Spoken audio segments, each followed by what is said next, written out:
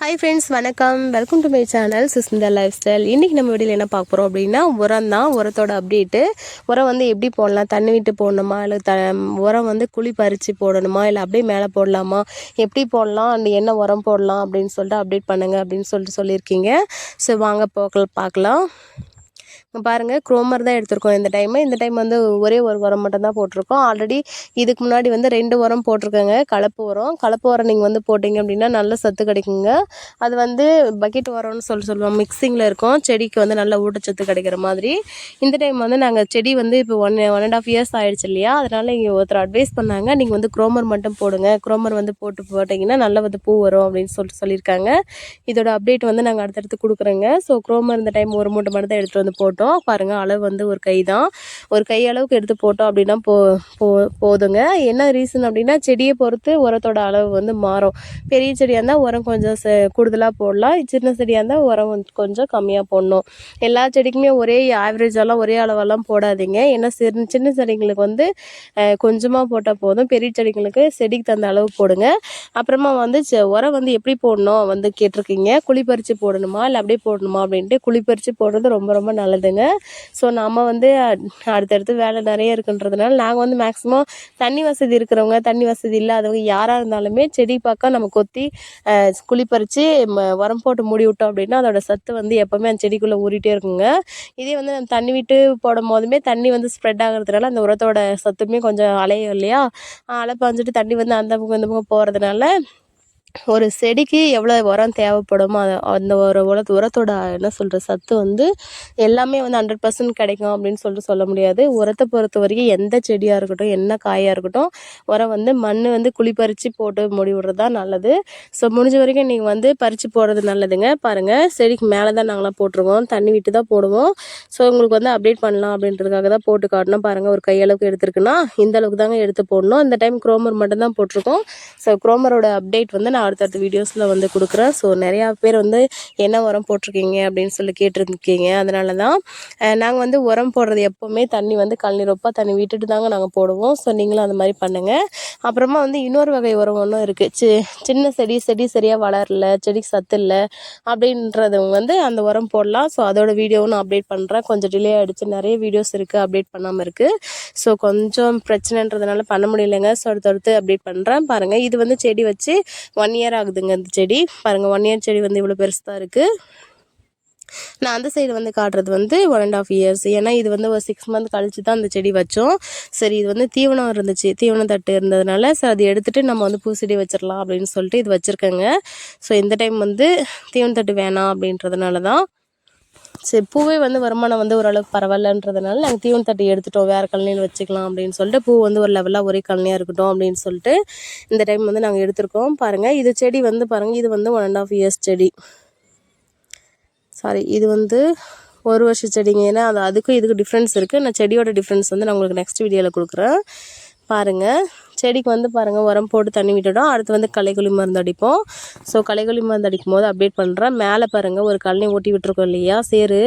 அது வந்து சேரு எதுக்காக அப்படின்னா பூச்செடி வைக்கலாம்னு சொல்லிட்டு தான். செடி வந்து தீவனத்தட்டு இருந்ததுங்க, அது வந்து கொஞ்சம் அழுகணும், சரி உழவு நல்லா வரணும் இல்லையா, புழுதி. அதனால் வந்து நாங்கள் வந்து தண்ணி விட்டு ஓட்டி விட்டுருக்கோம். அது நல்லா 1 மாதம் நல்லா அந்த சேரு நல்லா அழுகிட்டு நல்லா அப்புறமா காய விட்டதுக்கப்புறம் ஓட்டி வந்து பூச்செடி நடுவோம். பூச்செடி நடும்போது நான் உங்களுக்கு அப்டேட் பண்ணுறேங்க. அடுத்தடுத்த வீடியோஸ் வரும். பாருங்கள், இது வந்து செடி வந்து சிறுஞ்செடியாக இருக்கா. இதுக்கு வந்து நம்ம வந்து இந்த டைம் குரோமர் மட்டும் தான் போட்டிருக்கோம். பார்க்கலாம் இதோட அப்டேட் என்னன்ட்டு. நாங்கள் எப்பவுமே கலப்பு உரம் தான் போடுவோம். ஆல்ரெடி 2 உரம் வந்து அப்டேட் பண்ணியிருக்கேன். அண்ட் இன்னொரு உரம் ஒன்று இருக்குதுங்க, அது யூனிக்கு, அப்புறமா வந்து சல்ஃபரு, அப்புறமா All-19 அதெல்லாம் இருக்குது. அது வந்து உங்களுக்கு கொடுக்குறேன். ஸோ உங்களுக்கு ரொம்ப யூஸ்ஃபுல்லாக இருக்கும். செடி வந்து எப்போவுமே கொஞ்சம் தண்ணி விடுங்க. ஏன்னா அதிகம் தண்ணி தேவைப்படாது. களை மருந்து அடிச்சுட்டு அதுக்கப்புறம் பாருங்கள் உரம் போட்டிருக்கோம். களை மருந்து அடிக்கிறவங்க அடிக்கலாங்க, இல்லைனா 1 இயர் வரைக்கும் செடி நீங்கள் கையிலே கொத்துறது நல்லது. நான் ஒரு கழனி வந்து அப்டேட் பண்ணுறேன். நான் ஊருக்கு வந்திருக்கேன்னு சொல்லிட்டு அப்டேட் பண்ணியிருந்தேன் இல்லையா. ஸோ ஊருக்கு வந்தபோது இங்கே எங்கள் சைடு இருக்கிற நிலத்துல வந்து எப்படி இருக்குதுன்னு சொல்லிட்டு பாருங்கள். நாங்கள் இந்த நிலமும் பாருங்கள், இப்போ இருக்கிற நான் அடுத்த வீடியோ கொடுக்குறதும் பாருங்கள். செடி வந்து வச்சு 2 பேர் ஒரே டைம் தான் வச்சோம். ஸோ இவங்க வந்து சரியாக பராமரிக்கலை. அதனால் அவங்க நீங்கள் சொல்கிற மாதிரி தான் 1 கிலோ கூட பூ வரதில்லைங்க. ஸோ அது வந்து எப்படின்றது நான் எப்படி இருக்குது செடின்றதை அப்டேட் பண்ணுறேன். முடிஞ்ச வரைக்கும் கல்லைங்களை பொறுத்த வரைக்கும் கொஞ்சம் காலம் இல்லாமல் வச்சுக்கோங்க. அப்புறமா கரெக்ட் டைமுக்கு வந்து கட் பண்ணி விடணும். செடியை பொறுத்த வரைக்கும் கட் பண்ண 1 இயர் ஆச்சு அப்படின்னா மேக்ஸிமம் 8 மந்த்து 10 மந்த்லேருந்தே 8 மாதம் இல்லை 10 மாதத்துலேருந்தே மேக்ஸிமம் செடி கட் பண்ணிடுறாங்க. கட் பண்ணி அதுக்கப்புறமா வந்து உரம் போட்டு தண்ணி விட்டோம் மருந்தடித்தோம் அப்படின்னா பூ தாராளமாக வருங்க. பூ வராமலாம் இருக்காது. அப்போ நம்மளுடைய ஃபால்ட்டு தான், தப்பு தான். ஸோ அதனால தான் பூ வராமல் இருக்கும். இந்த கழனி பாருங்கள் எப்படி இருக்குதுன்னு சொல்லிட்டு ஆல்ரெடி வந்து ஷார்ட்ஸ் போட்டிருக்கேன் பாருங்கள். செம்மீன் வந்திருக்கு அப்படின்னு சொல்லிட்டு. இது அம்மாவோட சைடு இருக்கிறனால தான். ஸோ அவங்க வந்து சரியாக பராமரிக்கலை. மற்ற வந்து விளைச்சல் பார்த்துட்டு பூச்செடி வந்து விட்டுட்டாங்க.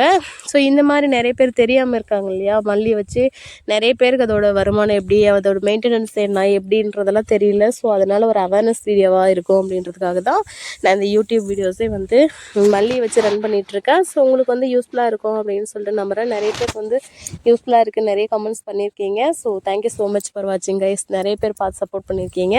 அண்ட் யூஸ்ஃபுல்லாக இருந்துச்சு அப்படின்னா ரொம்ப சந்தோஷம். யூஸ்ஃபுல்லாக இருக்குது வீடியோஸ் அப்படின்னா யூஸ்ஃபுல் அப்படின்னு சொல்லிட்டு மறக்காமல் கமெண்ட் பண்ணுங்கள்.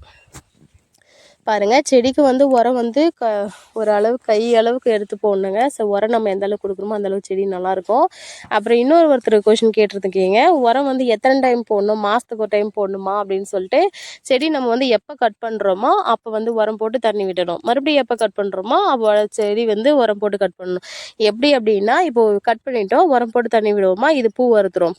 பூ முடிஞ்சதுக்கப்புறம் உடனே மறுபடியும் செடி கட் பண்ணுவோம். அப்போ வந்து மறுபடியும் உரம் போடணும். இப்படி தான் ரொட்டீனாக வந்து வந்துட்டுருக்கோம். இது வந்து மாதத்துக்கு ஒரு டைம் 2 மாதத்துக்கு ஒரு டைம் உரம் போடணும் அப்படின்றதுல எந்த ரூல்ஸுமே இல்லைங்க. செடி வந்து நம்ம இப்போ கட் பண்ணிட்டோம் அப்படின்னா உரம் போட்டு தண்ணி விட்டால் நல்லா துளிர் விட்டு நல்லா ஆரம்பிச்சு பூ வரும். அதுக்காக தான் உரம் சேர்க்கறது. உரம் வந்து ஒவ்வொரு டைம் கட் பண்ணும் போதும் உரம் போடணுங்க. ஸோ உரம் போடுறதுனால தான் அவங்க சத்து கிடைக்கும். சத்து கிடைச்சா செடி நல்லா வளர்ந்து வரும். ஸோ அதனால தான் மண் பறித்து போடுறது ரொம்ப ரொம்ப நல்லது. முடிஞ்சவங்க மண் பறித்து போடுங்க, முடியாதவங்க அப்படியே மேலே போட்டு தான் தண்ணி விடுறோம். நாங்கள் எப்போவுமே மேலே தாங்க போட்டுவோம். ஸ்டார்டிங் ஸ்டேஜில் 1 இயருக்கு முன்னாடிலாம் நாங்கள் வந்து குழி பறித்து தான் உரம் போட்டு மூடி விட்டோம். ஸோ இப்போல்லாம் யாரும் அப்படி செய்கிறதில்லைங்க.